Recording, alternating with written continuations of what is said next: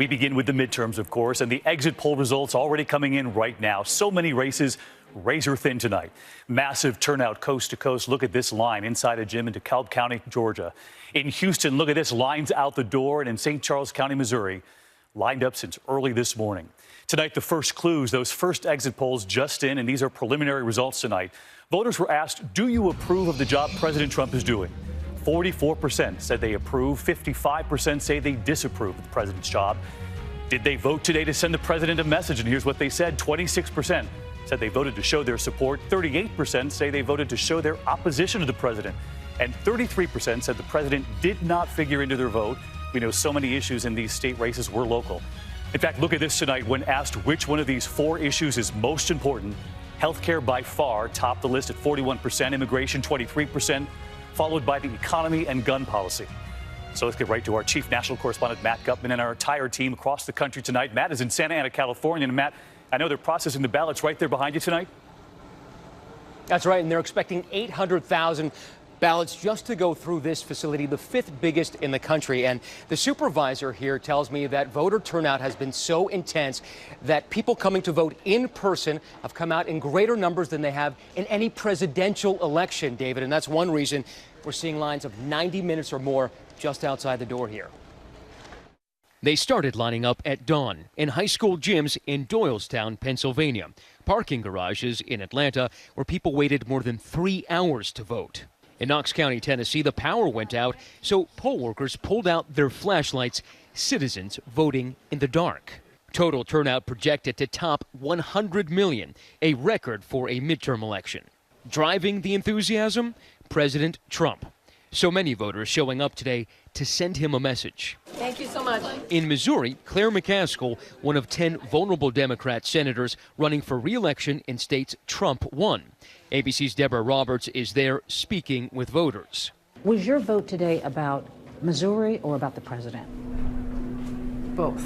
I cannot stand the president. I think he's just a faker and a liar, and I hope he gets impeached. McCaskill's opponent, Josh Hawley, a strong Trump ally, which means a lot to Pamela Meyer, whose key issue is immigration. So what do you want to say to the president about your vote today? Well, I love President Trump. What can I say? He is the first president in years that's actually trying to do everything he said he would do. In Texas, Senator Ted Cruz among the most vulnerable Republicans. Beto O'Rourke hoping to pull off the night's biggest upset. We're going to do this together. We just do not care about the differences between us right now. At the polling place, O'Rourke meeting 77-year-old Pamela, who grew emotional in this video now widely shared. We think he's pretty important, and we're honored that he was here. Why is he so important? Because he represents everything that Donald Trump is. In Florida, where folks today lined up around the block, the president a major factor in the racially charged race for governor. Democrat Andrew Gillum versus Republican Ron DeSantis. Thank you, sir. We're rooting for you today, sir. Thank you. Appreciate it. ABC's Whit Johnson is outside a polling place in Tallahassee. You voting for Gillum, you're also voting against President Trump? Absolutely.